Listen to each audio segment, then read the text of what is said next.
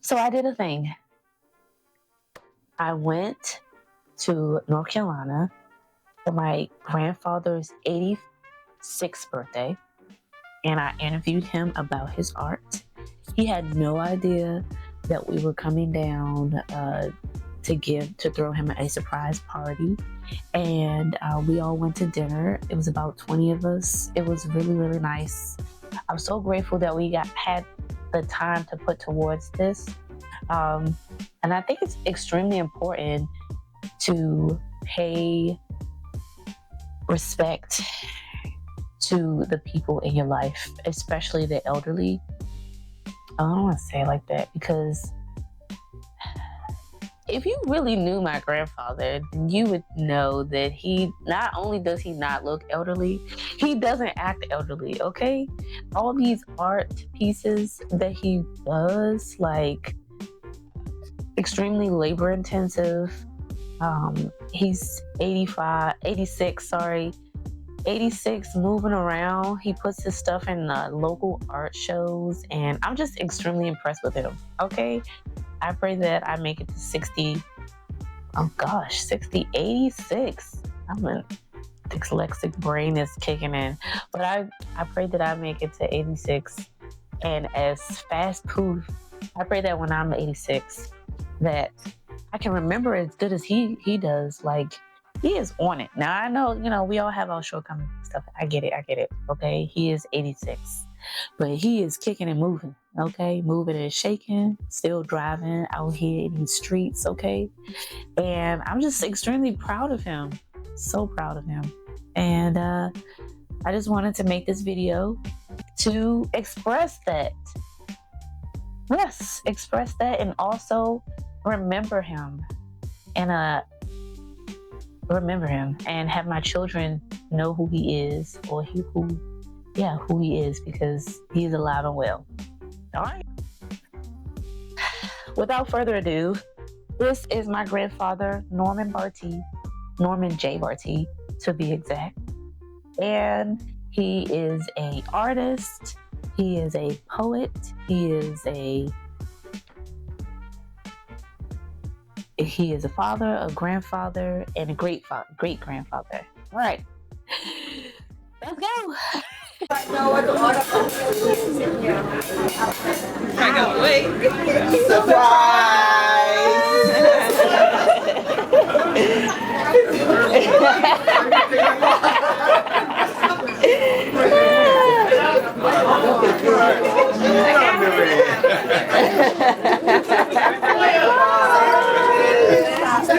Wow, how y'all doing?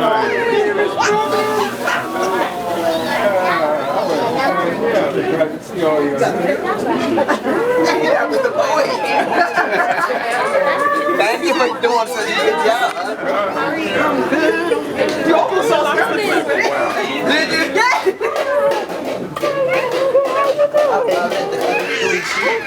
Hey, how you doing? Happy birthday to you.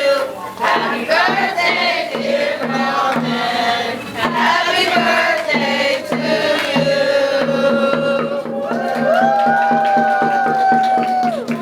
Thank you very much. I asked you where was the cake that you were supposed to bring it. We got to talking and I forgot all about the cake. I'm so glad. So glad. Do you have any remarks? Do you have any remarks, Grandpa? Today would not be the day it is if it hadn't been for God yesterday.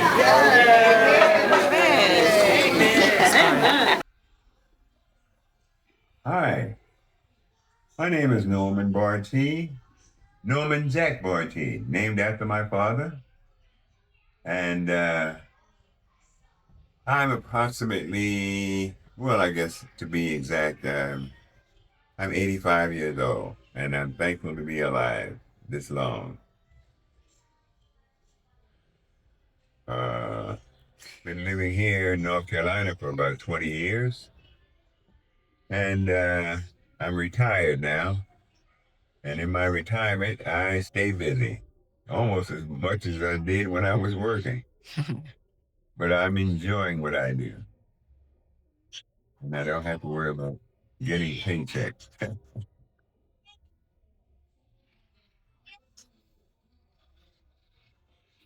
Well, as I was going to high school in the Washington D.C. area back in 1955, I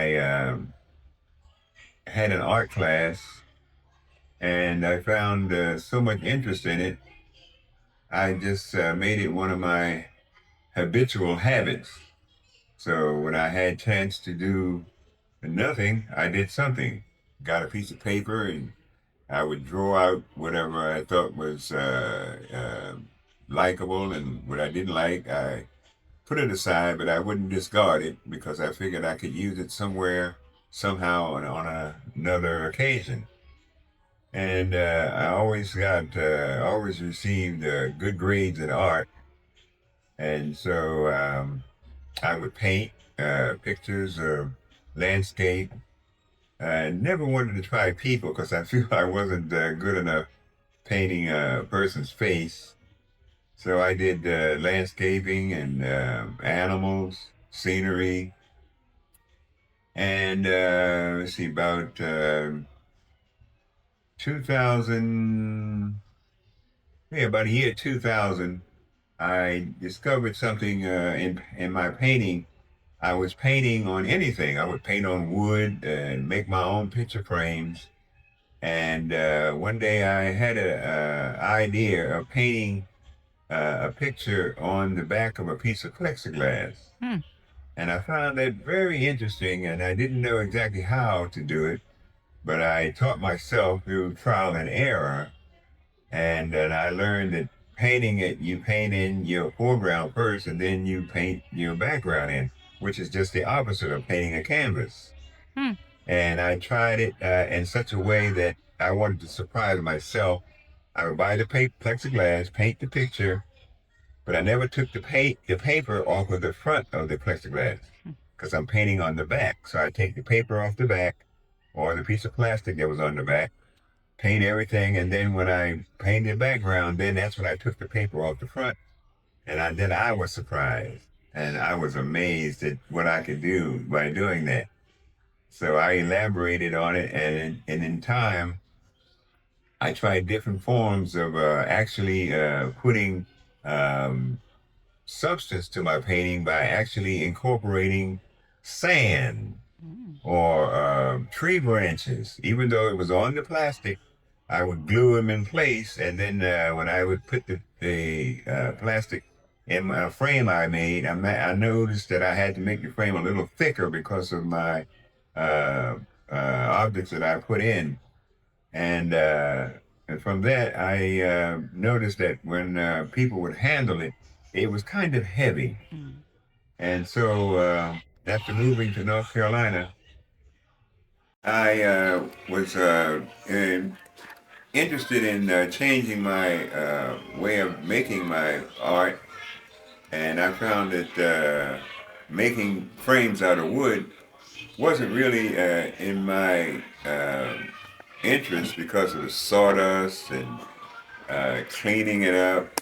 So I thought I'd try to find a better way to do what I was doing. And one day I went to Lowe's to get something else, and I was just browsing around the store, and I went to the rear of the store looking for a sheet of plywood that I usually use to paint on, which is about 5/32 of an inch, because I'm trying to paint something and make it very lightweight as the end result. And I happened to see these 4x8 green panels, and then I stood and looked at them, and I started thinking and wondering what could I do with those. So I took one down. It was 1 inch thick. I took it down and stood there looking at it, and then I thought if I cut it in half, I could get it in my car. But being 8 foot long, I said I can't carry that home. So I laid it on the floor, took out my pocket knife and cut it in half, went to the register, and the lady tried to charge me for 2 pieces. Wow. But I explained to her I cut it in half, so got it home, and then did some research online to see what I wanted to do. and because I had never done anything with foam, and then I thought I was going to paint a picture on the foam. Then I thought, why not make a picture frame? And I tell you, when I started that, that was the beginning of a new era in painting, and now I just love it. So that's what I do now. Before painting anything, I make the frame first, and then I try to find and get myself an idea on what to put in the frame to make both of them coordinate together. So the frame actually becomes part of the picture. Oh, wow. So if you say, "Oh, I like the picture," then I know you like the frame, Yeah. and you're just not telling me that you really don't like the picture. So anyhow, I feel that way I can't lose. But let me show you and I give you an idea how I decided to stop painting on a flat surface, but not totally. But I decided to carve my figures to put them in, and it's called it's a 3D format, and it's known as diorama, which means life in miniature form. So here I have one of me barbecuing in the backyard with my granddaughter's dog and a cat. Who's the cat? And I decided that this took me quite a while. I would say just about a month to complete, because I did things to it that I hadn't planned, and as I work, I never try to finish it in a hurry. I always take my time. I do a little bit today, stop, come back tomorrow, do a little bit until I get it finished. And as you see, this is a frame like you've probably never seen before. Oh, it's got hot dogs on it. See, it has a plastic tubing with metal rings, and I put the metal rings in to keep the tubing from going through the foam. Oh. And this is very light, and it has a wood background only on the outside. Nice. And this one is called, and I'm barbecuing hot dogs.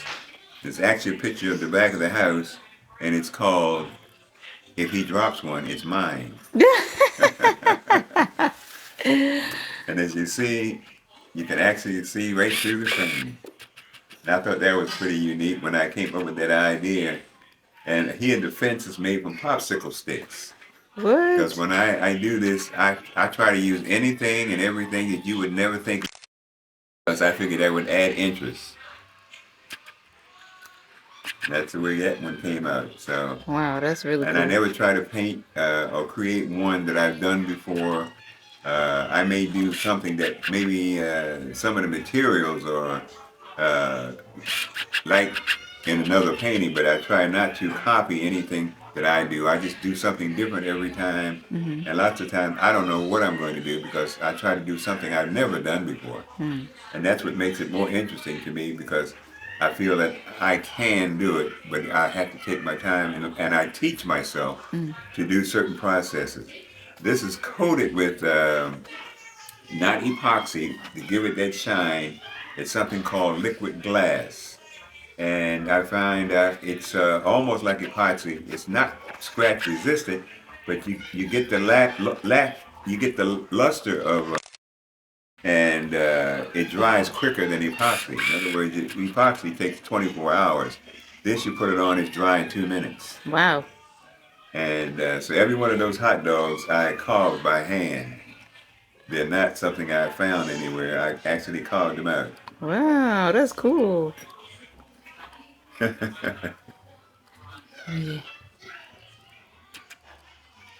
Look at that. And I have a shirt that looks like this. That's where I got the idea for the shirt. I have a shirt with almost the same colors on it. Yeah, that's really cool. Wow. And I like the idea of everything coming out into the out of the frame or away from the surface. To me, it gives it more interest. I agree. And I use carving tools, knives, and I have something like a Dremel tool, but I don't use that too often, because you can make mistakes that you hadn't planned on. So most of it's sanding and cutting with a knife. And this is all cut out of This is all cut out of foam board, 3/16 foam board. But these pieces here are cut out of the and myself and the two animals are cut out of insulation foam that goes in the walls of your home. Oh, wow. And you might see it if you go in the store. It's green when you see it. That's really cool. Now this is made out of wood, though.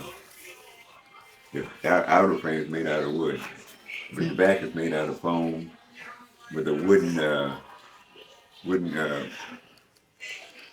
edging on the back. How much do you think that's how much do you think it weighs? How much do I think it weighs? Oh, It nice. took me 3 days to paint all those people in those stands. Probably about Oh, wow. 3 to 5 pounds. Okay, that's good at You all. gotta be dipping and dipping, dip and you dip back and forth. And then my arm got tired. I said, I'll finish this some other time. That's The beautiful, reason why I though. decided Jeez. and see, even the referee is running.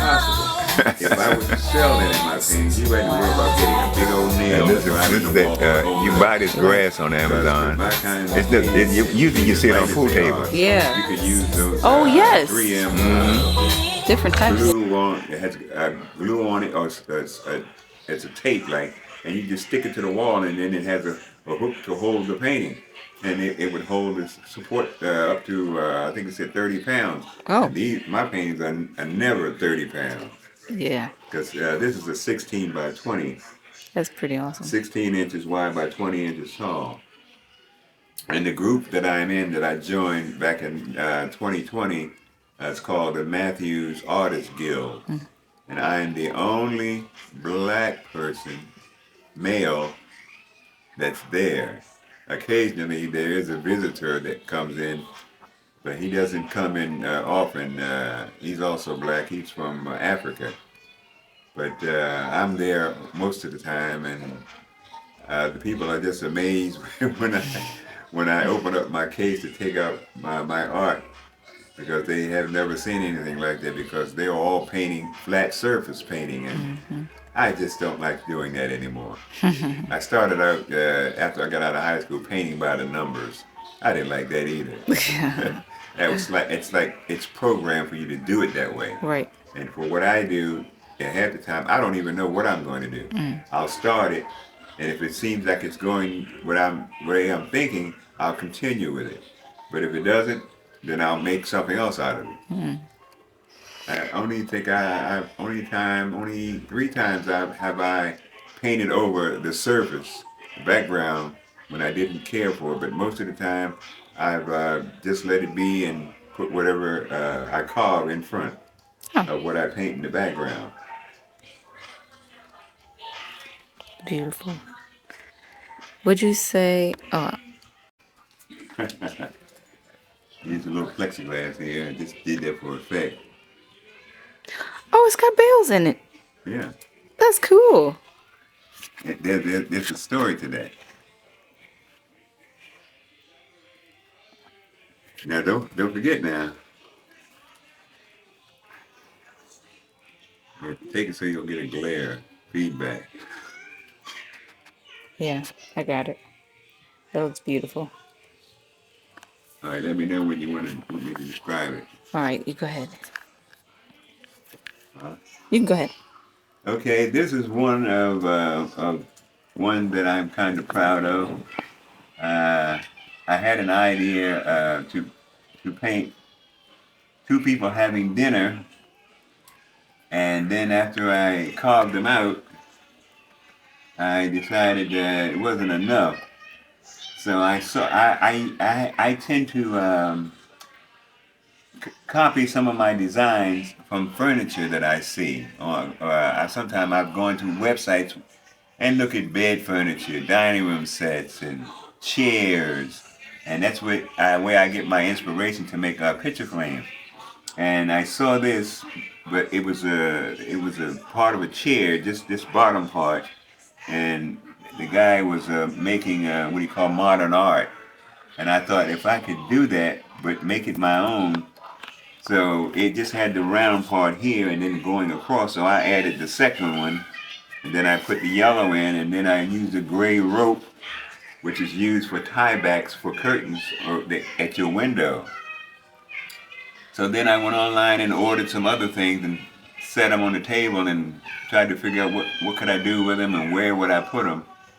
And then I said, well, I'll put some trees in the background. So I ordered some trees, painted clouds, mountains, put the trees in, and then I went online to Etsy and I found this pearl, a necklace, and I said I could use the necklace to go around.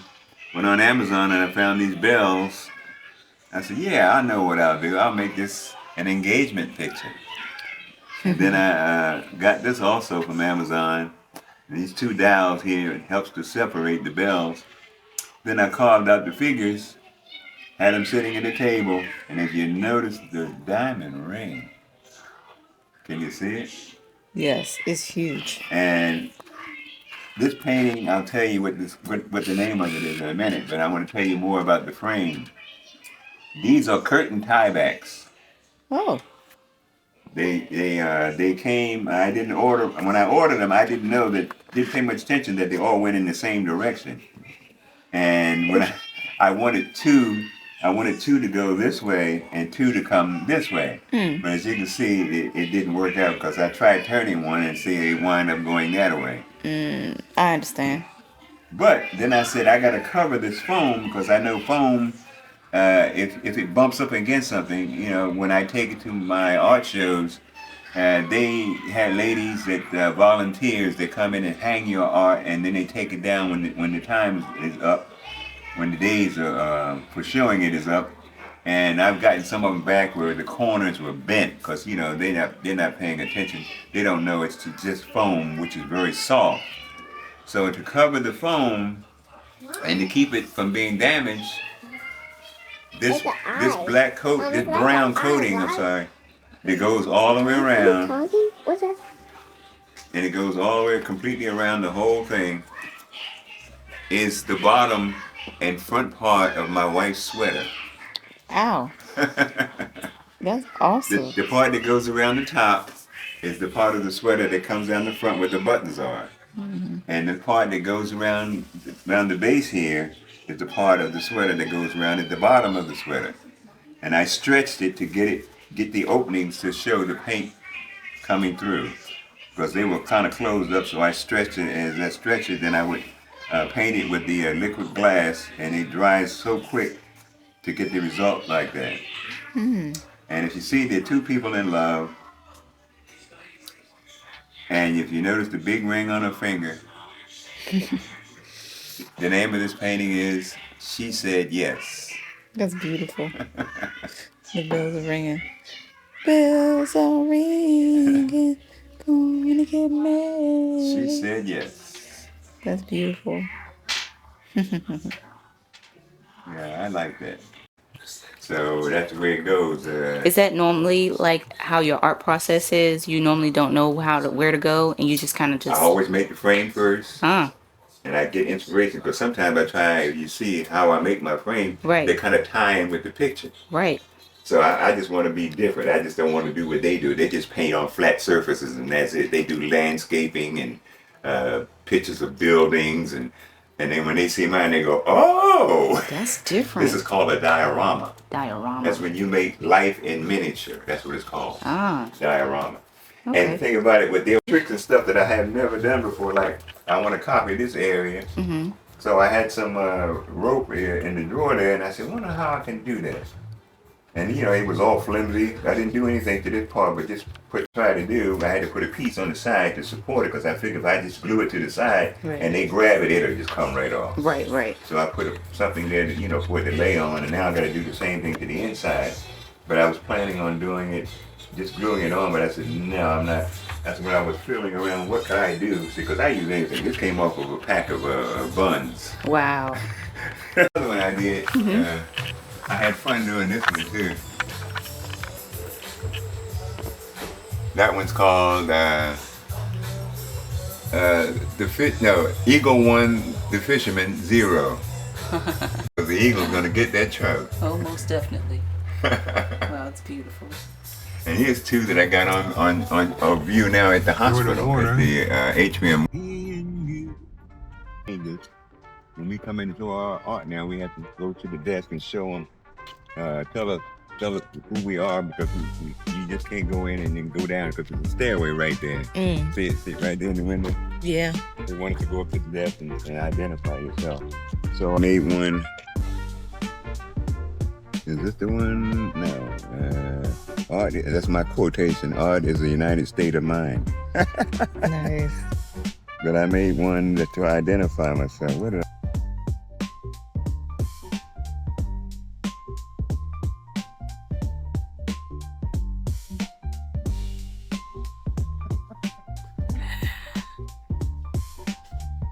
See, this is leather. Wow, that's beautiful. See? Feel it. Wow. And that's called Mountain Hideaway. That made me a little house. Yeah. It didn't come out like I wanted it. That's still It's cool. got a little balcony. And then some of that flooring paper I was telling you about. Oh, yes. The ripple. You paint it blue and you take your brush and you just brush over it. Nice. Then I made the mountains so that they would kind of real stick out on this side. It's like you're stepping into a world, a different world. Yeah. Now, this has a nice story to it. Mm. This piece of foam is 2 pieces. Well, let me see. Yeah, it's 2 pieces. Mm. It was cut right down the middle. Mm-hmm. And I went to Terry's. He was sitting in his garage. He always sits in his garage reading magazines. Because he was sitting in his garage, I went out and got the mail, and I saw him on the way back. Mm-hmm. So went over and I was talking to him. He was telling me about the next show coming up. So as I stood there talking to him, I saw this white foam leaning up against something there. And I kept talking to him. So when he finished, I said, what are you going to do with that? And he looked down and he said, oh, it's just some trash. He says, it had that table in it. And I looked over and there's this little small table, glass top on it, with flowers and all that coming up underneath of it. And he says, you want it, you can have it. And he says, oh, I can see it now. Norman's mind's working. I said, yeah, it sure is. Oh, that's awesome. Yeah, I don't know. Sometimes I just get the spirit there and I just got to get it on paper as quick as I can. Yeah. And it's, I don't know, sometimes after I write, I'll go back and look at it. Did I write that? And I said, thank you, Lord. Yes. I said, how you think of that? And I said, you come down here, and it goes right here, and then come right out here, right down on the paper. Oh, yeah. And they bust out laughing. That's the process. Oh, I that's just did that one a couple weeks ago. I had Pat's picture. He had an extra one. So I put it up. it's beautiful. That's my inspiration, because every time I would do a painting, I would get her opinion first before I go out in the street with it. And she told me, it looks funny, it looks like this, and it looks like that, and I'd go back, start all over again. Yeah. She helped mold you into shape. Yeah. So pretty. Look at your lips. Ooh, grandma. Kiss at the camera.